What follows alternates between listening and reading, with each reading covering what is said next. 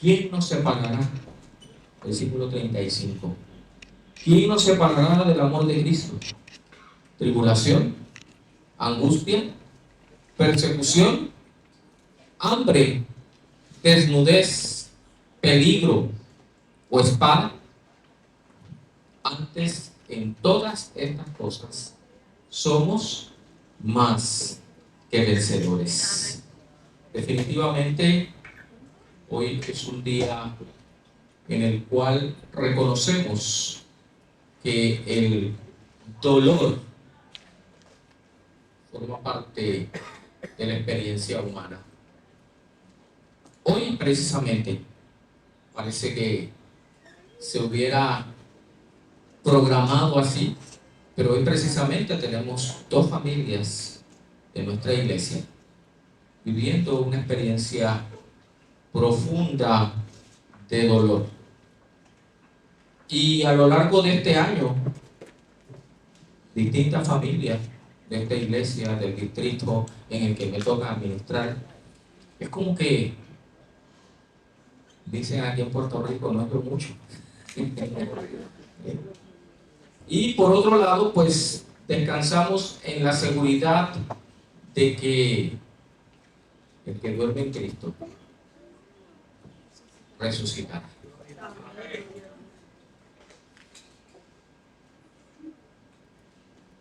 Hoy estoy medio ciego.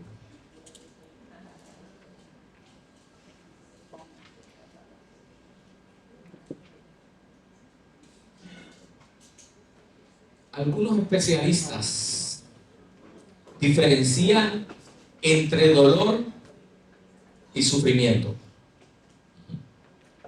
¿Qué ustedes piensan? ¿Son sinónimos el dolor y el sufrimiento? ¿Ah?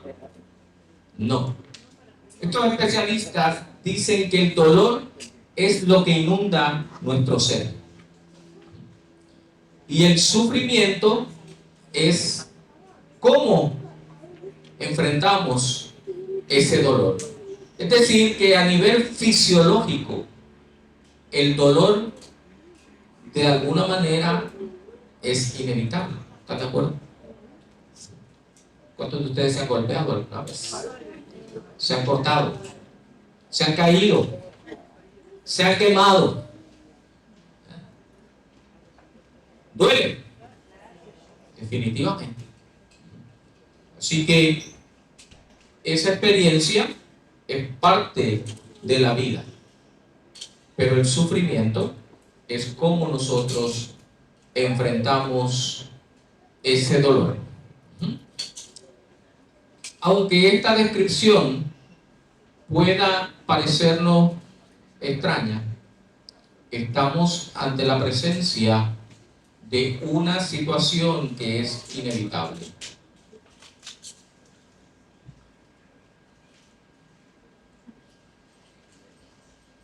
¿Qué decir?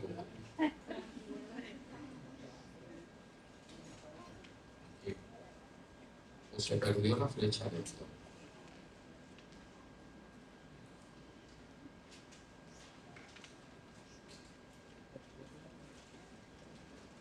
Además, no todos vivimos el dolor de la misma manera. ¿Están de acuerdo? El sufrimiento es tan único como personas hay en este mundo.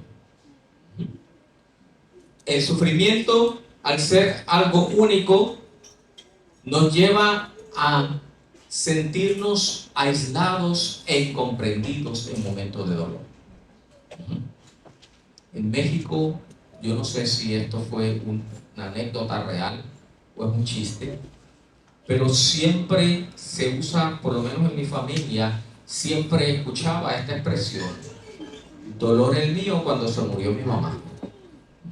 Es decir, que cuando la muerte ocurre allá, pues qué pena, qué lamentable, pero ¿el dolor es igual? No. ¿Dolor qué cosa? El mío, ¿cuándo qué?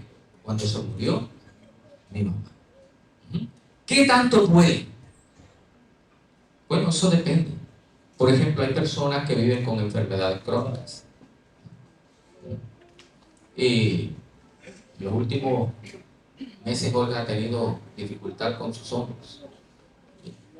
Y a veces algún movimiento que normalmente no debería producir dolor, produce dolor.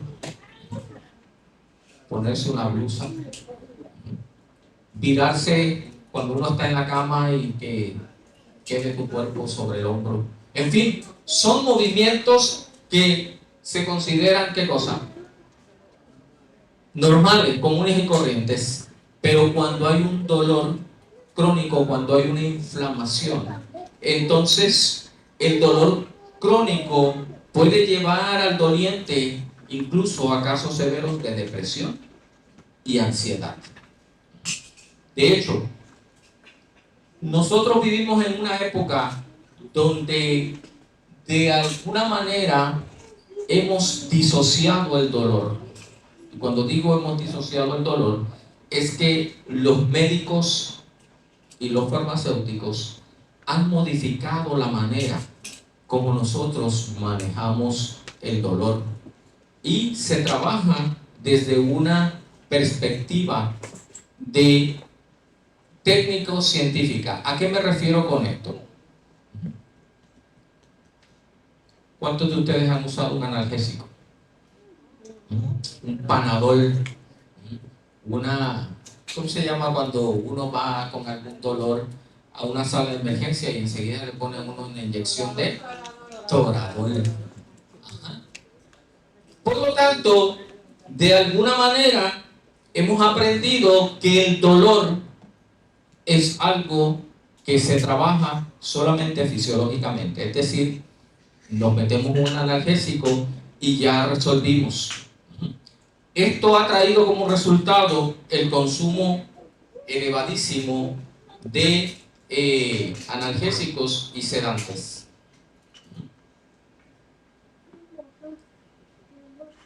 Los médicos prescriben. Los psicólogos dan terapia.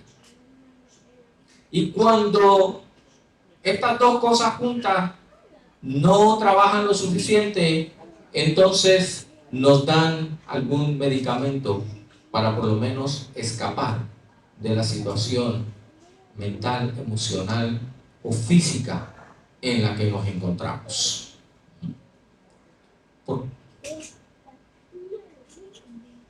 Voy a necesitar que Wilfredo me ayude.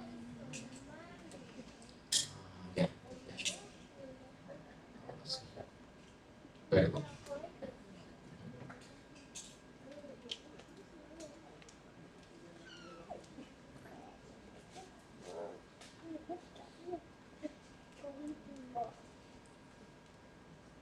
Todo esto se ha convertido en un sustituto actual de lo que antes gestionábamos a través de la fortaleza personal, el autocontrol y la fe. Es decir, que de alguna manera nos hemos vuelto más sensibles, más intolerantes a la incomodidad, al dolor. Y estoy hablando ahora en términos físicos solamente. O sea, cualquier molestia que experimentamos, buscamos algo que lo resuelva inmediatamente. Ahora, esto trae algunas consecuencias a largo plazo. Porque alguien una vez se preguntó, ¿será que es cierto que no queremos sufrir? Y les doy esta ilustración. Cuando a un niño se le afloja un diente, todos hemos pasado por esa experiencia. Todos hemos recibido el dólar que deja el ratón. ¿Ok?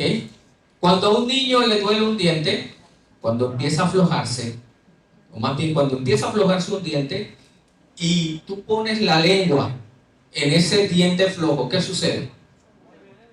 Se mueve y duele, ¿verdad? Sobre todo si el nervio todavía está conectado, duele. Pero parece mentira que lo hacemos con frecuencia. Es como que si quisiéramos saber que el diente todavía está allí. Y la manera de saber que el diente está allí es moviéndolo y produciéndonos ¿qué? dolor. Bien, esa ilustración trivial que acabo de hacer nos lleva a pensar en condiciones más importantes y más relevantes. ¿Qué cuando el dolor es producido por nuestros hábitos de vida? ¿Qué cuando el dolor es producido por adicciones? ¿O por falta de ejercicio? ¿O por una pobre alimentación?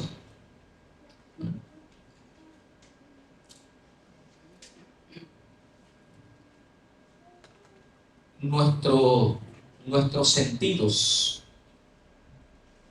dirigen muchas de nuestras decisiones, ¿sí o no? Un olor puede despertar toda una serie de emociones en nuestro cuerpo y de dicen en inglés cravings. Ayúdame, Luan. ¿Cómo se dice en español? Antojos, gracias. Hace 2 meses estuve en México disfrutando de las vacaciones. Y el penúltimo día de mi estancia en México yo dije, yo no puedo irme de aquí sin tomarme un consomé y unos tacos de barbacoa de cordero, de borrego, dicen allá. Así que el domingo en la mañana nos fuimos al mercado y yo andaba buscando el puesto donde estaba ¿qué? El consomé, y lo pedí. Estaba picoso, ¿verdad? Pero ya lo había pedido. Y además tenía ganas de probarlo.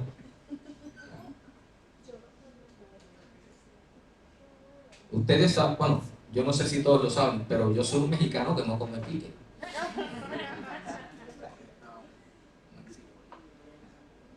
Pero en ese momento, mis sentidos dictaron la decisión, ¿correcto? Al otro día viajamos, esa noche pasamos, alquilamos un cuarto de hotel cerca del aeropuerto porque salíamos a las 5 de la mañana. ¡Ah, qué mala noche!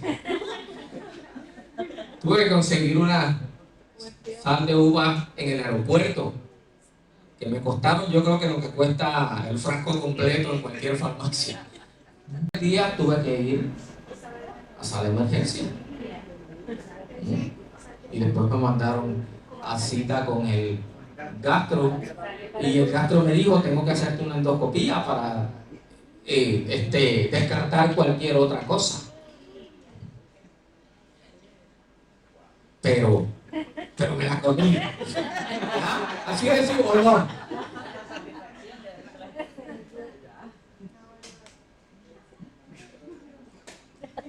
Así que no estamos dispuestos a modificar los hábitos que contribuyeron a ese dolor. Prefiero tomarme el Pepsi, prefiero ir a la sala de emergencia. Bueno, no es que prefiero, porque pienso que no voy a llegar allá hasta que llegue. Así que hemos desarrollado un pensamiento en el cual buscamos una solución rápida y que no implique modificaciones profundas en nuestro estilo de vida. Y hasta aquí sigo hablando de aspectos fisiológicos. Pero ¿qué en cuanto al dolor emocional? Porque también existe o no existe. ¿Qué en cuanto a esas memorias que llegan a nuestra mente y volvemos a experimentar las mismas emociones, así hayan pasado 20 años de ese evento?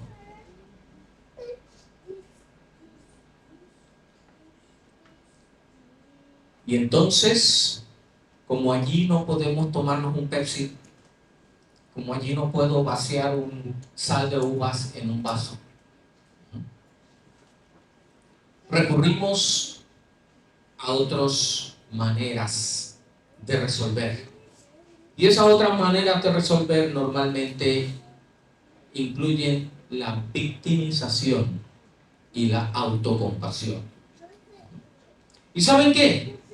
También este estilo de vida, esta cultura de competencia en la que estamos inmersos prácticamente desde que nacemos. Y en esa cultura de competencia, si tú eres ganador, entonces la gente te mira con admiración, te brinda honor, reconocimiento y como dicen en el mundo de los artistas, te tiran la alfombra roja para que pases por ella, porque eres un ganador, eres un hombre o una mujer de éxito. Eso produce gratificación a nivel del ego, ¿sí o no? Por otro lado, al perdedor normalmente le otorgamos simpatía y compasión. Así que aprendemos que cuando vivimos procesos de dolor y sufrimiento, recurrimos a la autocompasión y la victimización para de alguna manera generar en los que nos rodean, ¿qué cosa? Simpatía y compasión. Cuando la simpatía y la compasión deberían de ser cosas otorgadas naturalmente, sin que hubiese una necesidad afectiva o emocional en la otra persona. Pero desafortunadamente ese es el mundo en el que vivimos. Y esto presenta algunos desafíos. ¿Y cuáles son esos desafíos? El primero es que tenemos dificultad para expresar de manera precisa el dolor, especialmente el dolor emocional. Está allí, nos consume, pero no sabemos definirlo. ¿Les ha pasado? Que tienen un montón de emociones, pero no logran describir con precisión cómo te sientes realmente. O sientes tantas cosas a la vez que no sabes cuál es la más grave de ellas. Además, por supuesto, se nos ha enseñado a suprimir los canales naturales para liberar el dolor y el sufrimiento. Como compartirlo. ¿A cuántos les gusta pedir ayuda? A ver, levanten la mano. Algunas manos se levantaron. Quiere decir que a la mayoría de nosotros no nos es cómodo pedir ayuda. ¿Están de acuerdo? ¿Por qué? Porque pedir ayuda denota fragilidad, denota necesidad. Y se nos olvida que fuimos creados como seres sociales. Se nos olvida que la soledad nunca ha sido el plan de Dios para enfrentar la vida, incluso antes del pecado. ¿Se acuerdan cuando Dios creó al ser humano y puso a Adán, dice el capítulo 2 de Génesis, y lo puso en el jardín del Edén para que lo labrara y lo cuidara? Y entonces después le trajo todos los animales del campo y le dijo, ponles nombre. Y cuando Adán terminó de ponerle nombre a los animales, él experimentó una necesidad. No había pecado todavía. Estamos hablando de ese mundo donde Dios dijo que todo era ¿qué? Bueno en gran manera. Y Dios dice, no es bueno que el hombre esté solo. Haré ayuda idónea para él. Sin embargo, Dios que dijo no es bueno y no es bueno estar solo, y por otro lado dice es bueno tener ayuda, o no está diciendo que es bueno tener ayuda, porque dice haré ayuda idónea para él. Sin embargo, a nosotros nos es sumamente difícil reconocer cuando necesitamos ¿qué? Ayuda.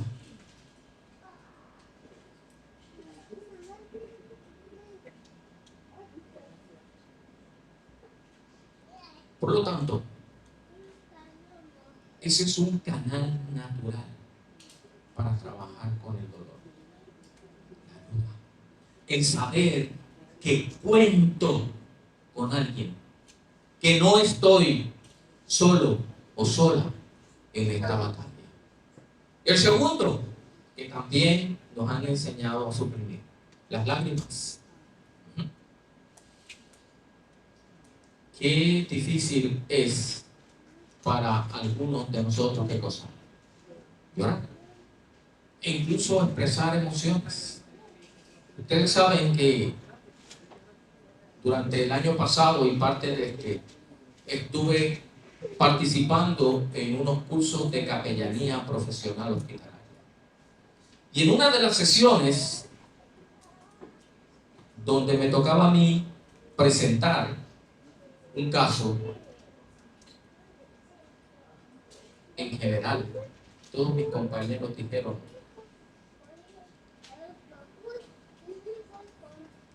pero es que tú eres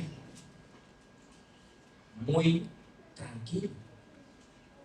Pero es que tú piensas mucho lo que vas a decir antes de hablar. Es que tú no manifiestas ninguna emoción en tu rostro y nosotros te podemos decir algo que entendemos que de primera instancia. ¿A quién le gusta que le hagan observaciones? ¿A quién le gusta que le digan, yo creo que esto es un problema que tú tienes que trabajar? ¿A quién le gusta que le digan eso? Es decir, pero tú te quedas como si le estuviéramos hablando a la pared, ¿no? E incluso la que dirige me manda un mensaje y me dice: te voy a recomendar que veas una película que hicieron para niños. Se llama Emociones. Y sí, son unos dibujos animados. Y mi asignación de la clase de capellanía profesional fue ver qué cosa. ¿Sabes por qué? Porque cuando estés frente a la cama del sufriente y esa persona rompa a llorar y tú te mantengas como, eso no es conmigo, vas a crear una barrera que no te va a permitir ministrar a esa persona. Porque te vas a ver como una persona distante, como una persona que no siente, que no padece, que nada le afecta.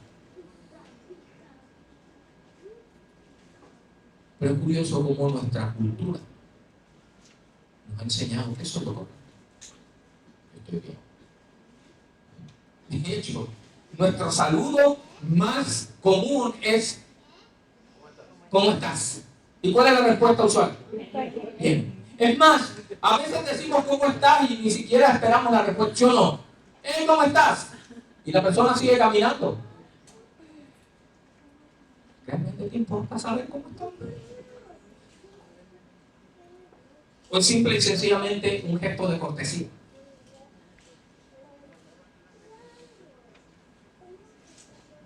Por lo tanto, es importante entender que la compañía, el acompañamiento y la manifestación apropiada de las emociones es parte del plan de Dios para sanar.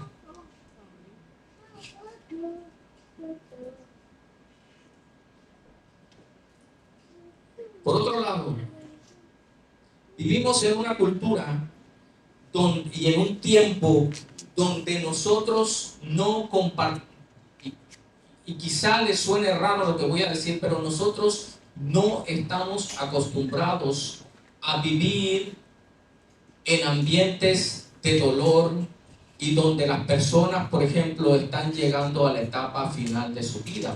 Porque normalmente cuando una persona está viviendo el proceso de llegar al final de su vida, ¿qué hacemos con ellos? Bien, ustedes, ¿qué hacemos con ellos? Los mandamos a un hogar, los hospitalizamos, ¿cierto?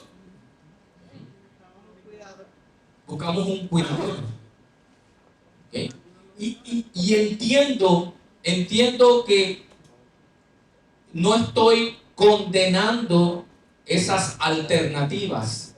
Estoy solamente enfatizando que nos hemos alejado de esa vida en comunidad donde tú participas en cada etapa de la vida de las otras personas. Por lo tanto, cuando la persona sufriente te toca a la puerta, cuando está cerquita de ti y está viviendo ese dolor profundo, sea físico, emocional o la mezcla de ambos, usualmente, ¿qué sucede? Que no sabemos cómo actuar, no sabemos qué decir, nos sentimos impotentes,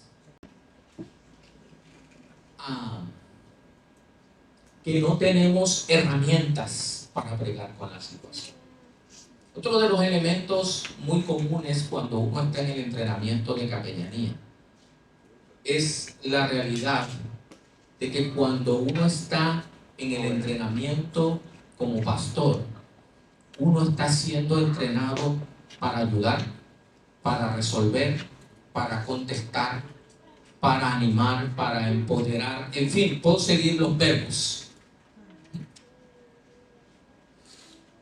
Por lo tanto, cuando tú estás frente a la cama del enfermo y el enfermo está hablando y está vaciando su corazón y está diciéndote cómo se siente y está manifestando necesidades profundas de su alma, tu primera respuesta es quererlo aconsejar. Es decir, le tienes que hacer esto, tienes que hacer lo otro.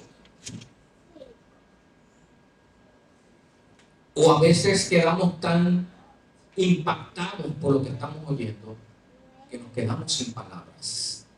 ¿Y saben qué? Necesitamos entender que lo más importante es estar presente y escuchar.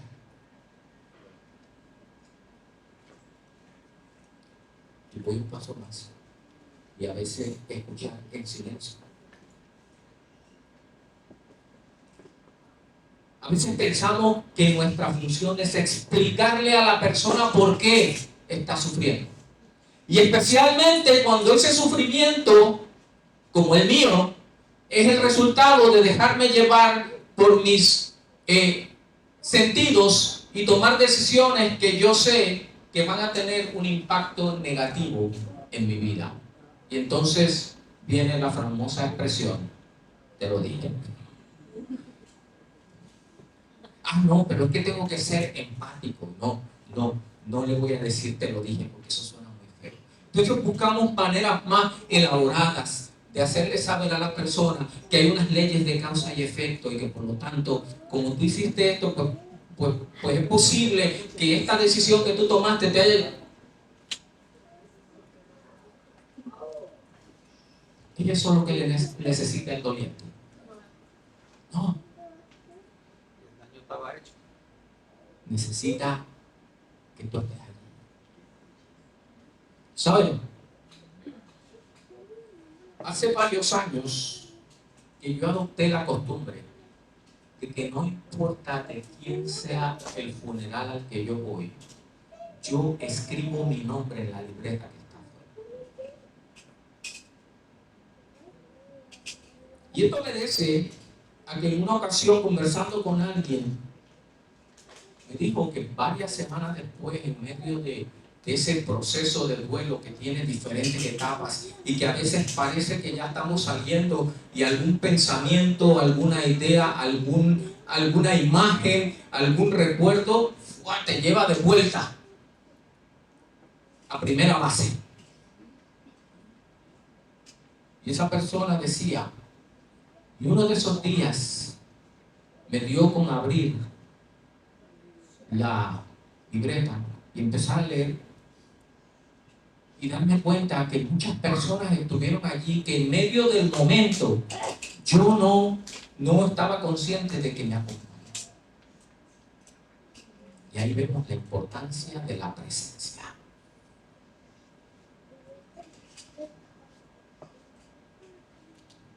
Y si además de estar presente tienes la capacidad de escuchar y hacerlo en silencio, mucho mejor. Mucho mejor.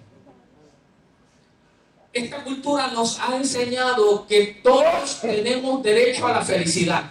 De hecho, la Constitución de los Estados Unidos de Norteamérica inicia diciendo que todo ciudadano americano tiene el derecho a la prosecución de su felicidad como él entienda que es.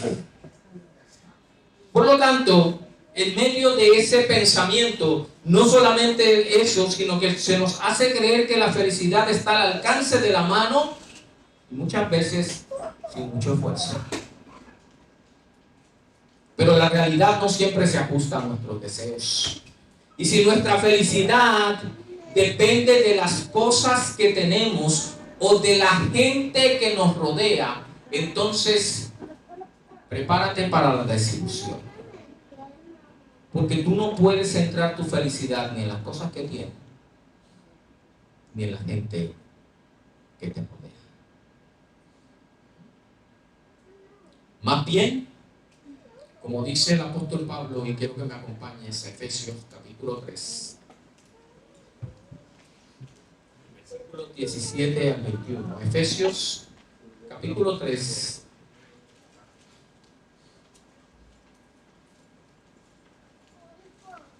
Y dice así: para que habite Cristo por la fe en vuestros corazones, a fin de que arraigados y cimentados en amor, sean plenamente capaces de comprender con todos los santos cuál sea la anchura, la longitud, la profundidad y la altura, y de conocer el amor de Cristo que excede a todo conocimiento, para que sean llenos de toda la plenitud de Dios. Y aquel, ¿quién es aquel? ¿Quién es aquel? ¿Quién es aquel que es poderoso? Y aquel que es poderoso para hacer todas las cosas mucho más abundantes de lo que pedimos o entendemos según el poder que actúa en nosotros, a Él sea la gloria en la iglesia, en Cristo Jesús, por todas las edades. Por lo tanto, si tú has depositado la fuente de tu felicidad en lo que tienes o en la gente que te rodea, te tengo malas noticias. Vas por mal camino. La verdadera realización está en una conexión permanente, eficaz y real con aquel que es poderoso para hacer todas las cosas mucho más abundantemente de lo que pedimos o incluso de lo que tenemos. Por lo tanto, hay que entender que los eventos que nos suceden no son responsables de nuestro malestar, sino cómo interpretamos esos eventos y nuestra actitud hacia ellos. Es lo que de alguna manera nos ayuda a lidiar con la realidad del dolor y el sufrimiento propios de un mundo en desequilibrio. Hay que atender algunas señales importantes que nos indican que hay dolor en nuestra vida. Y el primero de ellos es la soledad. Ese sentimiento de nadie me entiende, nadie comprende exactamente cómo yo me siento. Hace un par de semanas yo dialogaba con mi mamá por teléfono y terminé esa llamada sintiendo el corazón oprimido, porque toda la conversación giró en torno a sus condiciones propias de una mujer de 86 años. Y cómo ella me expresa: vivo acompañada, pero estoy sola. Nadie se preocupa por mí. Y entonces empieza, obviamente, a enfocarse en lo que ella no ve. Porque normalmente vemos lo que está mal. Nunca vemos lo que la gente hace por nosotros. Vemos lo que la gente deja de hacer por nosotros. Mi hermano mayor lleva 2005, 20 años viviendo exclusivamente para estar con mi papá y mi mamá.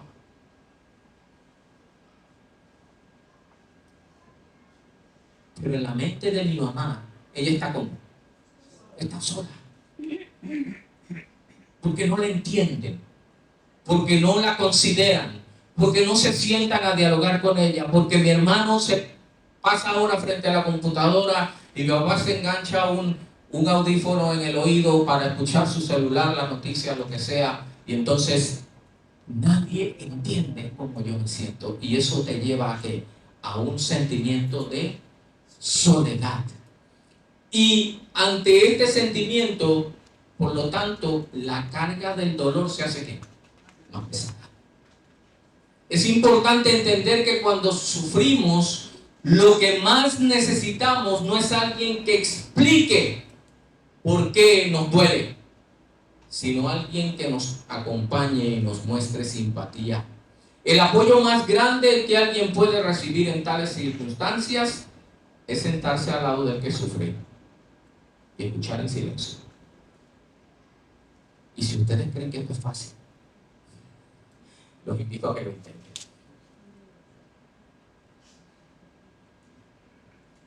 ¿Cómo trabajar con las frustraciones y el desánimo? Ese momento en que entendemos que no volveremos a tener lo que teníamos y que nunca realizaremos algunos de los sueños más acariciados en nuestro corazón. Fueran viables o no, fueran reales o no, todos tenemos sueños en nuestro corazón, ¿sí o no? Y el ver la vida transcurrir y sentir que cada vez esos sueños están más distantes produce frustración y desánimo.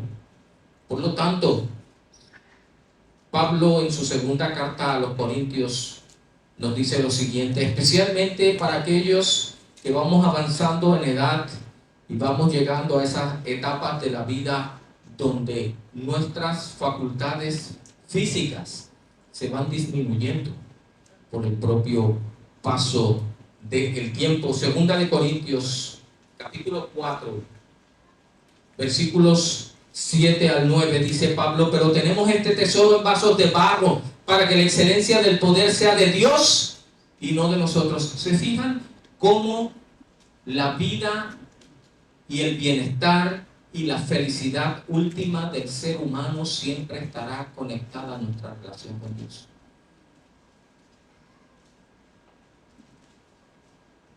Que estamos atribulados en todo, dice Pablo, mas no angustiados. En apuros, pero no desesperados. Atribulados, pero no angustiados. Derribados, pero no destruidos. ¿Cómo está alguien que está derribado? Físicamente hablando. ¿Dónde está esa persona? En el piso. Y él dice, aunque estés aquí, quiero que sepas que estás derribado, pero que no estás destruido. Versículo 15. Porque todas estas cosas padecemos por amor a vosotros, para que abundando la gracia por medio de muchos, por tanto, no desmayamos. Antes, aunque nuestro hombre exterior se va desgastando, el interior no obstante se renueva ¿qué? De día en día. Porque esta leve tribulación momentánea produce en nosotros un cada vez más excelente y eterno peso de gloria. No mirando nosotros las cosas que se ven, sino las que no se ven, porque las que se ven son como temporales, pero las que no se ven son eternas.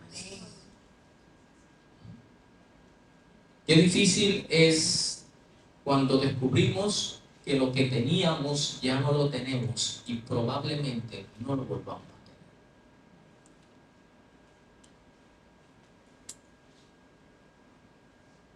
Yo no me considero una persona diestra en cuanto a las cosas manuales, pero no me gusta pagar por algo que considero que yo puedo hacer, aunque me tome tiempo hacerlo, y normalmente me toma tiempo.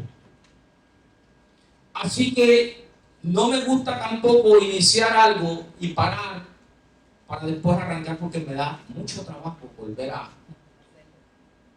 Ya me senté y para que me levante va a estar difícil.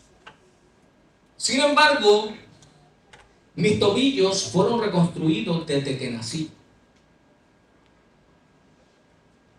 Ya el fisiatra me dijo con respecto al tobillo derecho, eso es lo que hay, no hay nada más que podamos hacer por tu tobillo.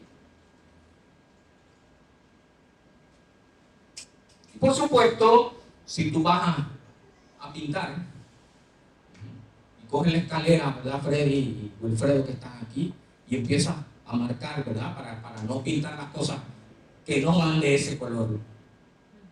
Tienen que estar para un buen ratito en la escalera, ¿sí? Y si yo estoy más de 15 minutos en un escalón sin moverme,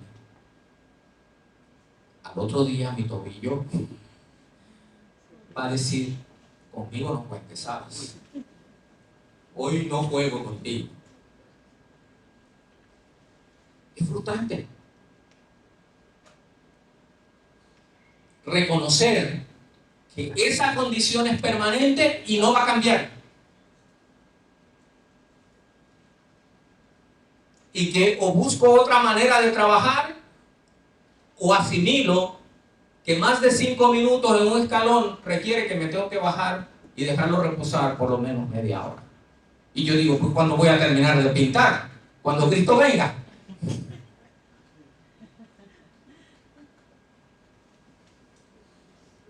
Porque aunque nuestro ser exterior se va desgastando día a día, que dice Pablo, asegúrate que el interior va creciendo de día a día. Entiende que todo lo que tú ves es temporal. Vive para las cosas que no se ven, porque esas son eternas. Y de esa manera entonces vas aprendiendo a lidiar con la frustración y el desánimo. Francisco Villarreal, el profeta español, escribió, y nuevamente, si te has dado cuenta, todos los ejemplos han sido de dolor físico, porque el dolor emocional es tan complejo. Yo no puedo darte una receta para tu dolor emocional, porque el dolor emocional de Wilfredo o de Denise o de Olga y el mío son mundos totalmente distintos, pero sí hay principios que aplican. Él dijo, el dolor más profundo no es aquel que mata de un solo golpe, sino el que como una gota socava el alma hasta que la parte.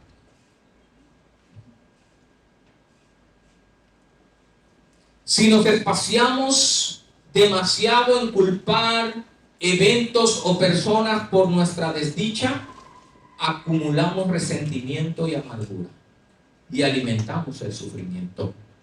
La cura a nuestras malas memorias no es pelear con ellas, sino crear buenas memorias. Escribió John Irving lo siguiente: la memoria es un monstruo que almacena archivos o los oculta y los hace presentes en tu mente con una voluntad propia que tú no controlas. Es decir, tú piensas que posees una memoria. Te tengo noticias: tu memoria te posee a ti. Porque esos recuerdos, esos pensamientos, esos flashbacks aparecen cuando tú menos lo deseas y te cambian y te modifican totalmente el estado de ánimo y el entorno, y todo empieza a volverse sombrío. Por lo tanto, es importante entender cómo nos sobreponemos al dolor y el sufrimiento. Lo primero es reconocer la fragilidad humana. Por eso es que acompañar a las personas en sus momentos de mayor dolor es el mejor, la mejor estrategia para estar conscientes de nuestra fragilidad. ¿Cuántos han vivido la experiencia de que les anuncian el fallecimiento de una persona y tú dices, pero si yo acabo de estar con él, pero si él estaba bien? El miércoles pasado estaba en una funeraria en Caguas. Cuando despidieron el servicio, usualmente la familia, ¿verdad?, se para a agradecer, a dar algunas palabras. Y cuando estas hijas se levantaron, una de ellas en especial, dos de ellas en especial, lo que manifestaron constantemente es: no nos lo esperamos. De hecho, el papá había estado en una cirugía un tiempo antes y vinieron y estuvieron con él. Y es como que tu mente va preparándose para, bueno, en cualquier momento papi nos puede dar un susto. Pero cuando no es papi, que ha estado pasando por situaciones, sino que es mami, que aparentemente todo estaba bien, qué fuerte. ¿Cómo nos sobreponemos al dolor? Primero reconocemos la fragilidad humana. Y esto nos debe llevar a una intencionalidad para cuidar de nosotros mismos. No somos de piedra. ¿Ya te diste cuenta que no eres de piedra? Que no lo puedes todo. Que no puedes seguir tratando tu mente y tu cuerpo como si fueran eternos y no les va a pasar nada. No somos de piedra. Reconoce la fragilidad de tu ser. Y hay 3 pasos importantes para lidiar con el dolor y el sufrimiento. Primero, prestemos atención a la raíz de nuestro dolor. En lugar de solo tomarme el Persil, debo entender que yo he vivido con una condición de gastritis desde que yo tenía 10 años. Por lo tanto, mi estómago es un órgano débil en mi cuerpo. Así que no es el consomé, no es la barbacoa, no es el guacamole. No, son mis decisiones.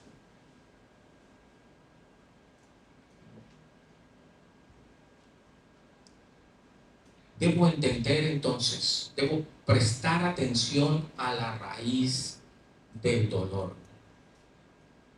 Hacerme las siguientes preguntas. ¿Desde cuándo tengo este dolor?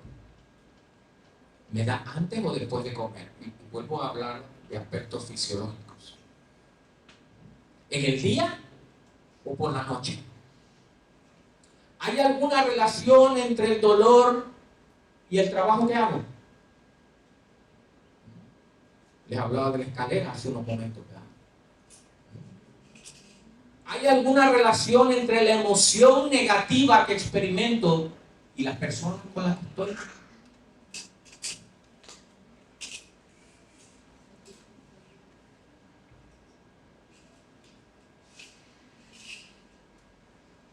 ¿Guarda relación con eventos pasados o con mi preocupación excesiva acerca del futuro? Porque a veces vivimos en el pasado y nos deprimimos, o estamos montados siempre en el futuro y tenemos una ansiedad que nos está llevando el corazón a 100 millas por hora.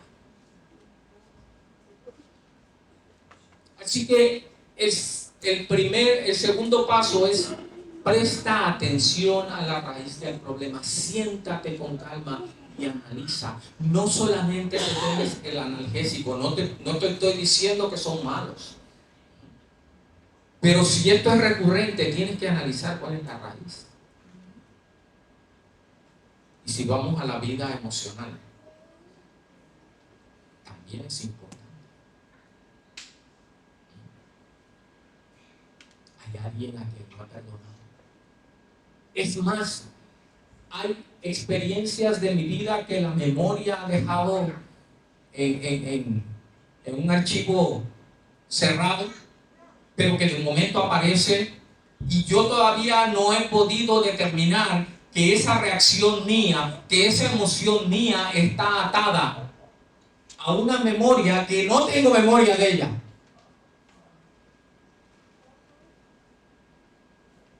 Es importante repasar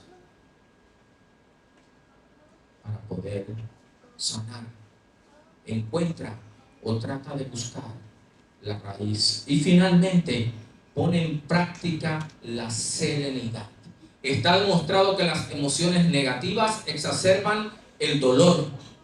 Si practicamos la meditación y la oración, ellas tienen poder fisiológico para regular la respiración y el sistema nervioso simpático. Aún los músculos se relajan y una sensación de paz interior puede inundar tu ser. Como algunas promesas, algunos pasajes de la Biblia que nos pueden ayudar a fomentar la meditación y la vida de oración, para hacerlo práctico. Salmos capítulo 4 y versículo 8. Seguramente muchos de ustedes lo pueden citar de memoria. En paz me acostaré. ¿Y qué cosa? Y así mismo dormiré. ¿Por qué? ¿Te das cuenta que tu bienestar siempre estará ligado a aquel que es poderoso para hacer todas las cosas mucho más abundantemente de lo que pedimos o entendemos? Otras más. Salmo 40, del 1 al 3. También deben saberlo de memoria. Pacientemente. ¿Qué cosa? Esperé al Señor. ¿Qué hizo? Se inclinó a mí y oyó mi oración. Y me hizo sacar del cenagoso. Puso mis pies sobre peña y enderezó mis pasos.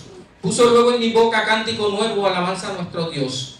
Verán esto muchos y temerán. ¿Y qué cosa harán? Y confiarán en Jehová. Isaías 26, 3 y 4.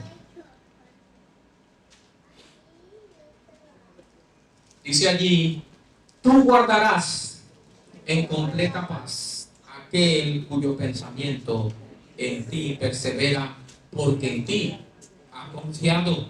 Confiad en Jehová perpetuamente, porque en Jehová el Señor está ¿qué?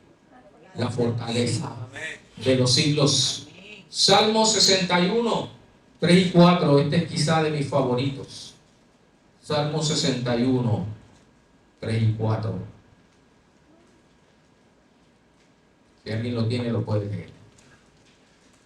61, 3 y 4. Oye Jehová mi clamor, a mi oración atiende. Desde el cabo de la tierra clamaré a ti cuando mi corazón desmayado. Llévame a la roca que es más alta que tú, porque tú has sido mi refugio, y yo fuerte delante de demonios. ¿Hasta el 4? Sí. Yo habitaré en tu tabernáculo para siempre y estaré seguro bajo la tuya. Cuando la angustia llena mi corazón, llévame a la roca que es más alta que yo. Y finalmente, solamente por citar algunos, porque si no me podría estar aquí hasta las 10 de la noche. Salmo 121, 1 y 2. Alzaré mis ojos a los montes. ¿De dónde vendrá mi socorro? Mi socorro viene de Jehová, que hizo los cielos y la tierra. Amén. Sin duda alguna, estas prácticas fortalecen nuestra fe y nos hacen vivir con esperanza. Y la esperanza nos brinda la fortaleza interior que nos permite seguir adelante en medio de la adversidad. Porque la esperanza es esa certeza de que al final del túnel hay luz.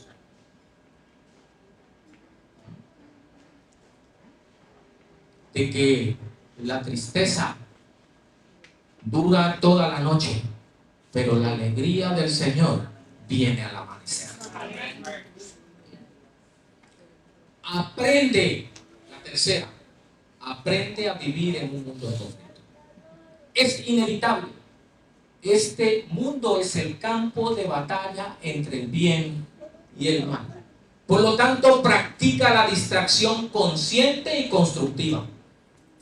Para algunos esa distracción puede ser el trabajo, lecturas que fomenten el buen humor, practicar un hobby, un deporte, disfrutar de la naturaleza, de la música, del arte, etc. Y lo más importante, haz una determinación de devolverle a la vida más de lo que ella te ha dado. ¿Cómo hacemos esto? Muy sencillo. Siendo útil para los demás. Esto es sin lugar a dudas un tremendo analgésico y una maravillosa terapia. Nuestro Señor Jesucristo expresó y deja registrado en Mateo en el capítulo 10 y versículo 8 lo siguiente. Y los dos, Mateo 10, 8. Y dice así: sanad enfermos, limpiad leprosos, resucitad muertos, echad fuera demonios. De gracia recibiste. ¿Qué cosa? De gracia. Mateo capítulo 20 y versículo 28 dice lo siguiente, la palabra del Señor: como el Hijo del Hombre no vino para ser servido, sino ¿qué? Sino para servir y para dar su vida en rescate por muchos. Pablo deja registrado en el libro de Hechos y en el capítulo 20 y versículo 35, las palabras que él dice son de nuestro Señor Jesucristo, y él las pronuncia de la siguiente manera: en esto les he enseñado que trabajando así se debe ayudar a los necesitados y recordar las palabras del Señor Jesús, que dijo: más bienaventurado es ¿qué cosa? Dar que recibir. Y cultural e históricamente, el puertorriqueño se distingue por solidaridad. ¿Cierto o falso? El famoso ay bendito. ¿Saben? Siguen practicando. Es el mejor analgésico para el dolor. Devolverle a la vida más de lo que ella te ha dado. En palabras de Jesús: de gracia recibiste. De gracia. En conclusión, el conflicto entre el bien y el mal no responde al porqué del sufrimiento, solo lo da por un hecho. Yo puse como título a este sermón: ¿has visto a mi siervo Job? ¿Qué tú piensas cuando piensas en Job? Sé honesto, ¿qué es lo primero que viene a tu mente cuando piensas en Job? Dolor. Dolor inexplicable. El conflicto entre el bien y el mal no responde al porqué del sufrimiento, solo lo da por un hecho. Job, capítulo 2, versículo 3. El Señor le dice a Satanás, y Jehová dijo a Satanás: ¿no has visto a mi siervo Job? Que no hay otro como él en la tierra, varón perfecto, recto, temeroso de Dios y apartado del mal, y que aún, dice el Señor, y que aún conserva su integridad, aun cuando tú me incitaste contra él para que lo arruinara sin causa. Eso es lo más sorprendente. Aquí tenemos la historia de un hombre que no le puedes decir te lo dije. Pero te lo querías comer, ¿no? Pues disfrútalo ahora. No podías decir eso de Job, porque mismo Dios dice: hombre temeroso de Dios y apartado ¿qué? Del mal. Y que ahora está sufriendo ¿qué? Sin causa. Sin causa. La respuesta humana ante el dolor y el sufrimiento siempre será: ¿qué sentido tiene la vida? ¿Qué dijo Elías después de esa gran victoria en el Monte Carmelo y se acostó a dormir debajo de un enebro camino al Monte Sinai? Cuando lo despertó el ángel le dijo: quítame la vida, que yo no soy mejor que mis padres. ¿Qué dijo Jonás cuando se enojó con Dios porque no destruyó a los ninivitas? Por eso no quería yo venir para acá, mejor me hubiera... No, cuando se secó la calabacera, que dijo: mejor me hubiera sido morir. Y Dios le dice, tanto te enojes. Sí, estoy enojado hasta la muerte, le dice él. Porque nuestra visión es corta. Como nuestra visión es corta, decimos, si esto va a seguir así, mejor yo no juego, yo me salgo. Y muchos se han bajado, ¿sabes? El índice de suicidios en el mundo ha subido dramáticamente. Les aseguro que todos ustedes han escuchado de alguien o han conocido a alguien que ha atentado contra su vida. Porque la respuesta humana ante el dolor y el sufrimiento es ¿qué sentido tiene la vida? Y saben, aún este hombre temeroso de Dios y apartado del mal reaccionó de esa manera. Job capítulo 4 y versículos 23 al 26 dice: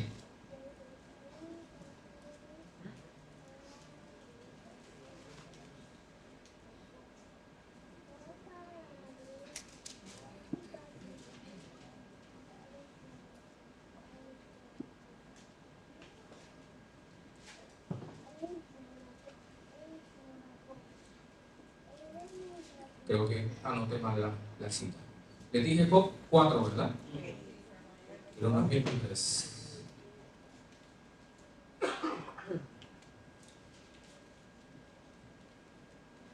Es 3, 23 y 24. ¿Por qué se da la vida al hombre que no sabe para dónde va y a quien Dios ha encerrado?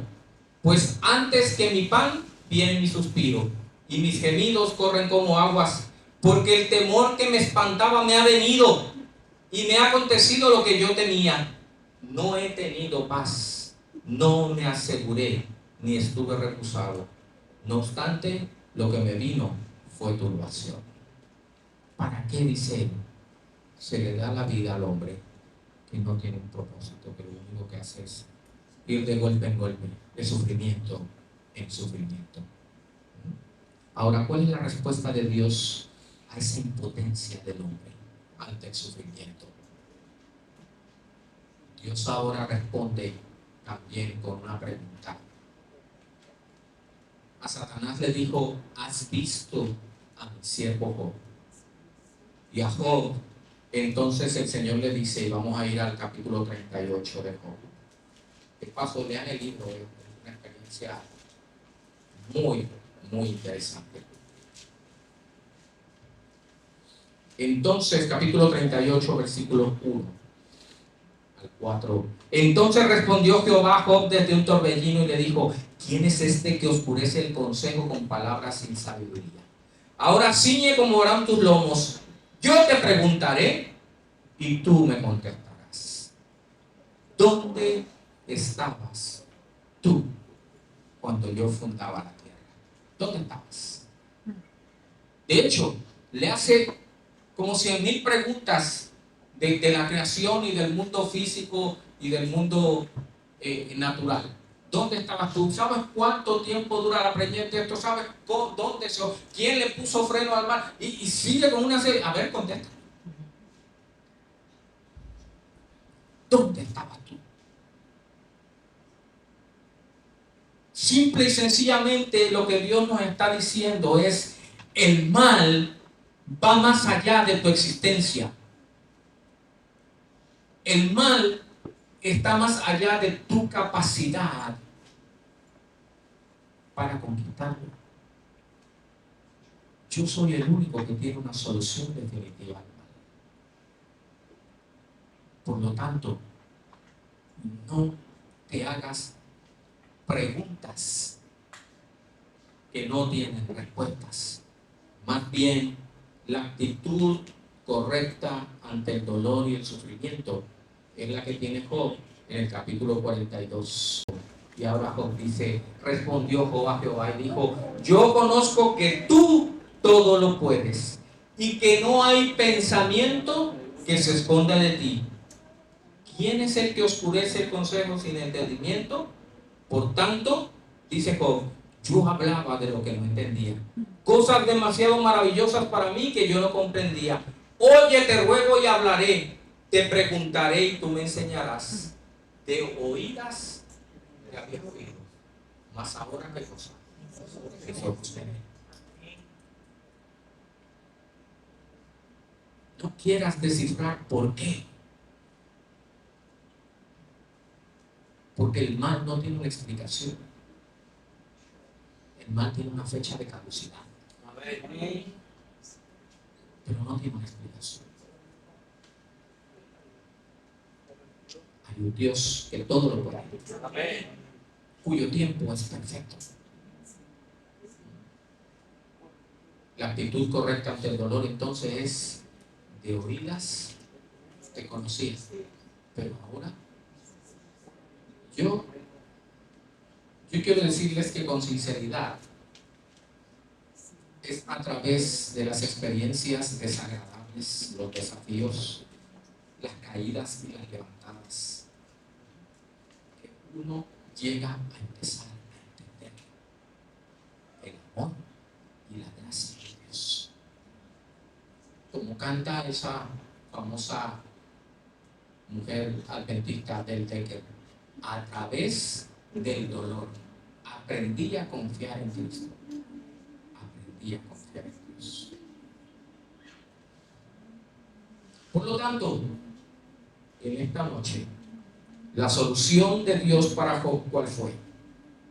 Capítulo 42, versículo 12. Y bendijo Jehová el postrer estado de Job más que ¿qué? Más que el primero. Es decir, el sufrimiento de Job no fue para siempre. Mi llamado para ti en esta tarde. Isaías capítulo 66, versículo 22 nos asegura lo siguiente: porque como los cielos nuevos y la tierra nueva que yo hago permanecerán delante de mí, dice Jehová, así permanecerá vuestra descendencia y vuestro nombre. Amén. Y a Juan se le fue permitido ver, como dice Pablo, cosas que ojo no vio, ni oído oyó, ni han subido en corazón humano. Y él las narra en el capítulo 21 de Apocalipsis, y todos conocemos ese pasaje: vi un cielo nuevo y una tierra nueva, porque el primer cielo y la primera tierra pasaron y el mar ya no existía más. Yo, Juan, vi la santa ciudad, la nueva Jerusalén, descender del cielo de Dios, dispuesta como una esposa ataviada para su marido. Y oí una gran voz del cielo que decía: aquí el tabernáculo de Dios con los hombres, y Él morará con ellos, y ellos serán su pueblo. Y Dios mismo estará con ellos, como su Dios. Enjugará a Dios toda lágrima de los ojos de ellos. Y ya no habrá más llanto, ni muerte, ni dolor, ni clamor, porque las primeras cosas que todas son hechas nuevas. Y termina diciendo: escribe, porque mis palabras son fieles y son verdaderas. Te tengo buenas noticias. Después de hablarte de todo lo que implica el dolor, quiero decirte: el dolor no durará para siempre. Tiene una fecha de caducidad. Y hoy te hago un llamado. ¿Estás dispuesto a reconocer tu fragilidad?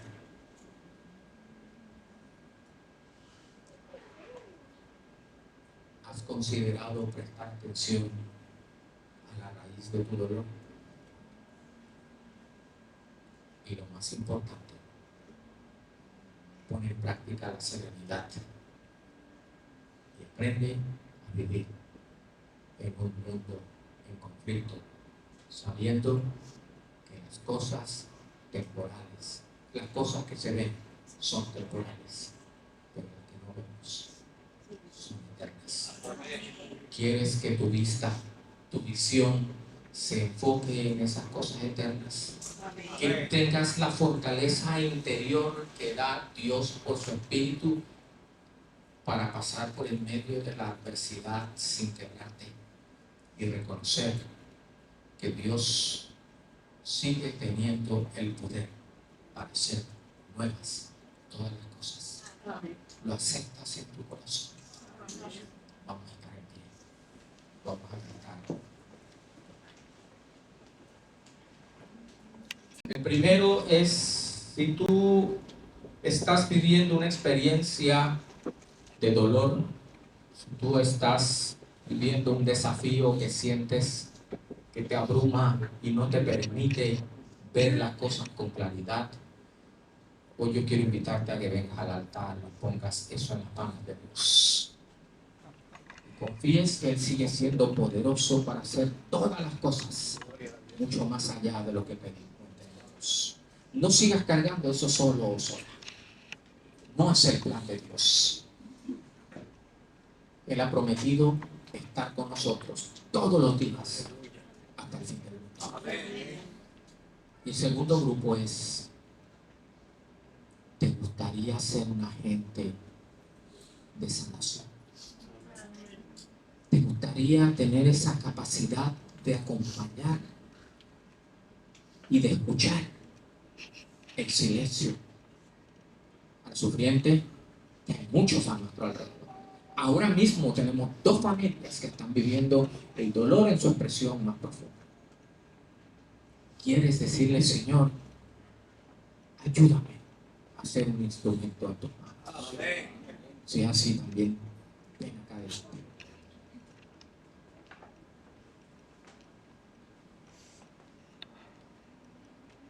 Oramos.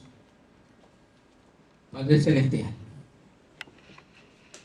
hoy hemos podido repasar cosas importantes que en medio del sufrimiento y el dolor se nos olvidan.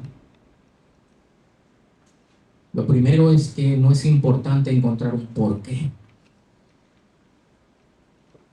sino reconocer que tú eres el único que pondrá un punto final al dolor y al sufrimiento de la vida. Señor, permite que en nuestros momentos en donde sentimos que no podemos más, entendamos que tú estás a nuestro lado. Que incluso, como dice aquel viejo poema, aun cuando solo vemos 2 huellas, son las tuyas llevándonos en tus brazos. Ayúdanos a desarrollar una vida de serenidad, oh Dios, que sea alimentada, recreándonos en cada una de tus promesas y en la certeza de tu fidelidad para cumplirlas. Pongo en tus manos cada corazón doliente, cada espíritu atribulado, oh Dios, para que encuentre en ti serenidad y paz. Amén. No siempre tendremos respuestas, siempre tenemos tu compañía.